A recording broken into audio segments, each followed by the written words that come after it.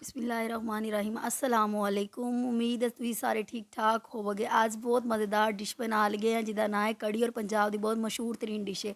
इहदे लई सानूं चाहिदा तकरीबन 1 किलो दही लिया अज मैं, ते एक प्याली जिहड़ी है ना भर के बेसन है। हल्दी है, हल्दी तकरीबन 1.5 चम्मच है ताकि इहदा कलर सही आ जाए। फिर सब सुरख मिर्च है, नमक हसबे ज़रूरत है, ते प्याज एक छोटी कट्टी हुई।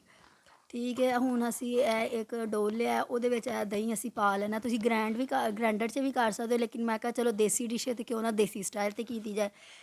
सारा दही ਇਹਦੇ 'ਚ ਪਾ ਲਿਆ ਡੋਲ 'ਚ, ਤੇ ਇਹਨੂੰ ਮਧਾਨੀ ਦੇ ਨਾਲ ਅਸੀਂ ਅੱਛੇ ਤਰੀਕੇ ਦੇ ਨਾਲ ਇਹਨੂੰ ਇਹਦੀਆਂ ਗੁਠਲੀਆਂ ਨੂੰ ख़त्म करना है। ਵੇਖੋ ਇਹਨੂੰ ਅੱਛੇ ਤਰੀਕੇ ਨਾਲ ਅਸੀਂ ਮਿਕਸ ਕਰਾਂਗੇ ਤਾਂ ਕਿ ਜਿਹੜੀਆਂ ਇਹਦੀਆਂ ਗੁਠਲੀਆਂ ਨੇ ਨਾ ਉਹ ਜਿਹੜੀਆਂ ਨਾ ਨਜ਼ਰ ਨਾ ਆਏ। ਦੇਖੋ ਕੋਈ ਗੁਠਲੀ ਨਹੀਂ ਹੈ। ਹੁਣ ਅਸੀਂ ਇਹਦੇ ਅੰਦਰ ਜਿਹੜਾ ਨਾ ਅਸੀਂ बेसन पा देंगे। ठीक है, बेसन ਜਿਹੜਾ ना वो अद्धा एक दफ़ा पाना है तो अद्धा दूसरी दफ़ा, ताकि अच्छे तरीके जो बेसन है ना घुल जे दे अंदर।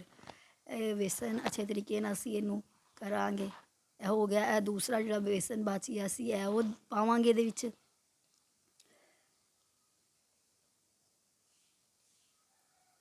देखो अच्छे तरीके हो गया।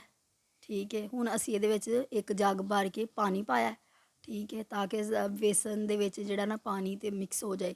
ठीक है, एक देचकी लवांगे, ਇਹਦੇ ਵਿੱਚ सारा ਜਿਹੜਾ ना ਅਸੀਂ ਪਾ ਦੇਵਾਂਗੇ। फिर ਇਹਦੇ ਵਿੱਚ एक जग भर के मैं पानी पाया, तकरीबन 2 जग ਵੱਡੇ ਜਿਹੜੇ ਨਾ ਉਹ ਭਰ ਕੇ मैं ਇਹਦੇ 'ਚ पानी पाया ਸੀ। ਉਹਨੇ ਇੱਕ ਦੇਚਕਾ ਲਵਾਂਗੇ, ऑयल गर्म करके ਤੇ ਉਹਦੇ ਵਿੱਚ ਅਸੀਂ ਪਿਆਜ਼ ਨੂੰ ब्राउन करना है। ठीक है, जो प्याज साढ़ा अच्छे तरीके ब्राउन हो जाएगा तो ये नमक सुट देंगे, मिर्च चली गई जे, तो नाले है हल्दी चली गई है। ठीक है, इन्होंने सारिया चीज़ों असी अच्छे तरीके भुनना है। इन्ना भुनना है कि इसका कलर जोड़ा ना अच्छा निकल आए, तो ऑयल जोड़ा ना वो अलहदा हो जाए। पानी थोड़ा पा के ताकि मसाला जोड़ा लगता पिया सी होना हूँ असी जी लस्सी बनाई हुई सी बेसन वाली वो ये पाईए। हूँ असी इनू पकाना है। ਇਹਦਾ ਜਿਹੜੀ ਟਿਪਸ ਹੈ ਨਾ ਉਹ ਇਹ ਵੇ ਕਿ ਇਹਦੇ 'ਤੇ ਤੁਸੀਂ ਮਸਲਸਲ ਚਮਚ ਜਿਹੜਾ ਨਾ ਉਹ ਚਲਾਉਂਦੇ ਰਹਿਣਾ, ਕਿਉਂਕਿ ਇਹਦੇ ਵਿੱਚ ਵੇਸਣ ਹੁੰਦਾ ਅਤੇ ਉਹ ਨੀਚੇ ਬੈਠ ਜਾਂਦਾ। ਉਦੋਂ ਤੱਕ ਪਕਾਉਣਾ ਜਦੋਂ ਤੱਕ ਇਹਦੇ 'ਤੇ ਇਹ ਜਿਹੜੇ ਬੁਲਬੁਲੇ ਜੇ ਨਾ ਬੱਬਲ ਜਿਹੜੇ ਨੇ ਇਹ ਨਾ ਉੱਪਰ ਤੱਕ ਆ ਜਾਣ। ਫਿਰ ਜਦੋਂ ਉਦੋਂ ਛੱਡਣਾ ਜਦੋਂ ਸਾਡੀ ਕੜੀ ਜਿਹੜੀ ਨਾ ਪੱਕਣੀ ਸ਼ੁਰੂ ਹੋ ਜਾਏਗੀ। ਇਹ ਮੈਂ ਤੁਹਾਨੂੰ ਹੁਣੇ ਦੱਸਣੀ ਹਾਂ। ਜਦੋਂ ਕੜੀ ਪੱਕੇਗੀ ਨਾ ਇਹ ਵੇਖੋ, ਇਹ ਜਦੋਂ ਇਹ ਪੱਕਣੀ ਸ਼ੁਰੂ ਹੋ ਗਈ ਹੈ ਨਾ, ਅਤੇ ਅਸੀਂ ਇਹਦੀ ਆਂਚ ਜਿਹੜੀਆਂ ਨਾ ਹਲਕੀ ਕਰ ਦੇਣੀ ਹੈ। ਠੀਕ ਹੈ, ਇਹਨੂੰ ਫਿਰ ਤੁਸੀਂ ਹਲਕੀ ਆਂਚ 'ਤੇ ਪਕਾਉਣਾ। कड़ी ना बहुत ज़्यादा टाइम लैंदी है पकान। जिन्ना तुसी ज़्यादा इनू पकाओगे उन्नी मज़ेदार बनती है। तकरीबन मैनू 2 घंटे लगे सन कड़ी नू बना लग्या। इनू असी हुण हल्की आंच ते पकाना है। हुण जेह्ड़े जेह्ड़े मेरे चैनल ते नए ने वो ना लाइक कर दो उन्नी देर तक। ठीक है, अग्गों मैं तुहानू दसनी कि अग्गों की करना है। ठीक है, जिन्नी देर तक साडी कड़ी पकदी है असी पकौड़ियां दा मसाला तैयार कर लिया। बेसन लिया, ਇਹਦੇ ਵਿੱਚ मैं पाए जीरा पाया सी, ਇਹਦੇ ਵਿੱਚ अंदर चली गई अजवाइन चली गई, ਤੇ ਇਹਦੇ अंदर चली गई दड़ा मिर्च, सुरख मिर्च चली गई ਇਹਦੇ अंदर, नमक चला गया, मेथी चली जाएगी। हुण मेथी जिहड़ी है साढ़े घर दी, असीं घर दी बनाई। मोटा साबत धनिया इनू मैं हत्थां दे विच मसल लैना। ठीक है, इसदी खुशबू बहुत अच्छी लगदी है, दरदरा सारा।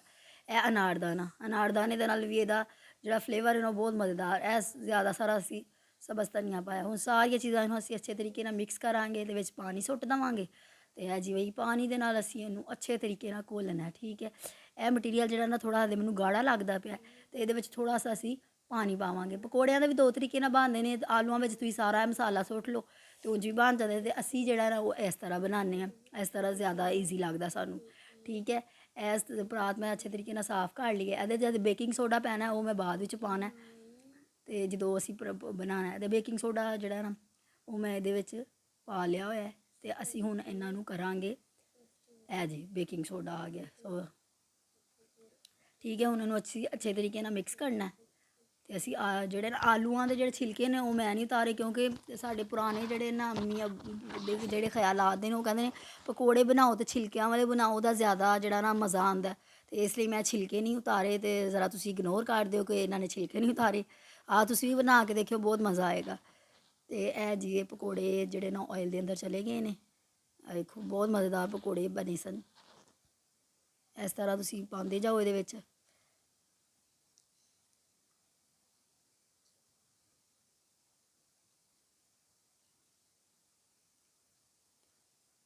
ਸਾਰੇ ਪਕਾ ਪਾ ਲਏ ਸਨ ਮੈਂ। ਤੇ ਹੁਣ ਅਸੀਂ ਨਾ ਇਹਦੀ ਇਹ ਦੇਖੋ ਕਲਰ ਆ ਗਿਆ ਨਾ ਹਲਕਾ ਸਾਰਾ, ਤੇ ਹੁਣ ਅਸੀਂ ਇਹਦੀਆਂ ਸਾਈਡਾਂ ਚੇਂਜ ਕਰ ਲਾਂਗੇ। ਠੀਕ ਹੈ, ਇਹ ਦੇਖੋ ਕਿੰਨੇ ਮਾਸ਼ਾਅੱਲਾ ਕਿੰਨੇ ਫੁੱਲੇ ਨੇ, ਕਿੰਨੇ ਮੋਟੇ ਲੱਗਦੇ ਪਏ ਨੇ, ਬਹੁਤ ਮਜ਼ੇਦਾਰ ਪਕੌੜੇ ਲੱਗ ਰਹੇ ਨੇ ਮਾਸ਼ਾਅੱਲਾ ਮਾਸ਼ਾਅੱਲਾ। ਇਸ ਤਰ੍ਹਾਂ ਹੁਣ ਸਾਰੇ ਅਸੀਂ ਪਕੌੜੇ ਜਿਹੜੇ ਨੇ ਨਾ ਇਹ ਕੱਢ ਕੇ ਨਾ ਤੇ ਇਹਨਾਂ ਨੂੰ ਕੜੀ ਵਿੱਚ ਪਾ ਲਾਂਗੇ। ਇੱਕ ਹੋਰ ਟਿਪ ਹੈ, ਅਗਰ ਤੁਸੀਂ ਮਿੱਠਾ ਸੋਡਾ ਨਹੀਂ ਨਾ ਯੂਜ਼ ਕਰਨਾ ਤੇ ਤੁਸੀਂ ਉਸ ਤਰ੍ਹਾਂ ਹੀ ਪਕੌੜੇ ਕੱਢ ਕੇ ਨਾ ਤੇ ਤੁਸੀਂ ਉਹਨਾਂ ਨੂੰ ਥੋੜ੍ਹੀ ਦੇਰ ਪਾਣੀ ਵਿੱਚ ਸੁੱਟ ਦਿਓ, ਤਾਂ ਕਿ ਉਹ ਨਾ ਪਕੌੜੇ ਜ਼ਰਾ ਸੌਫਟ ਹੋ ਜਾਂਦੇ ਤੇ ਕੜੀ 'ਚ ਬਹੁਤ ਮਜ਼ਾ ਆਉਂਦਾ। ਤੇ ਅਗਰ ਤੁਸੀਂ ਮਿੱਠਾ ਸੋਡਾ ਪਾ ਲੈਂਦੇ ਹੋ ਤਾਂ ਫਿਰ ਇਸ ਤਰ੍ਹਾਂ ਹੀ ਇੰਨੇ ਨਰਮ ਬਣ ਜਾਂਦੇ ਨੇ ਕਿ ਬਹੁਤ ਮਜ਼ਾ ਆਉਂਦਾ। ਇਸੇ ਤਰ੍ਹਾਂ ਸਾਰੇ ਪਕੌੜੇ ਜਿਹੜੇ ਨਾ ਤੁਸੀਂ ਕੱਢ ਲਓ।